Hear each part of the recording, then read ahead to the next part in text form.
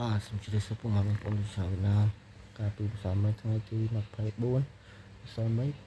គឺលេខ YouTube អត់ត្រូវទេត្រូវតែលេខលើពេលយប់36សូមឲ្យសមាជិកបងប្អូនគឺអត់ត្រូវដែរបងប្អូនឆាតសុំខលសុំគឺបងប្អូនឲ្យ08ចេញ09សូមเป็นตาពីប៉ុស្តិ៍តែម្ដងបានយល់ទៅចោលលេខ1ចោលស្ដារលេខ1អញ្ចឹងគឺខុសមួយលេខតែម្ដងហើយថ្ងៃនេះខ្ញុំថាចាប់លេខជូនសមាជិកបងប្អូនគឺត្រូវតែម្ដងហើយថ្ងៃនេះគឺបងប្អូនឲ្យអុសតង់0និងតង់50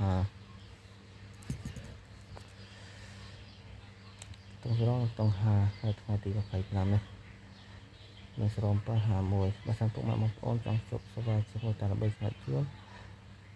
អាចឆាតមកតាម Facebook តាល្បីឆ្នោតជួនឬពូខុង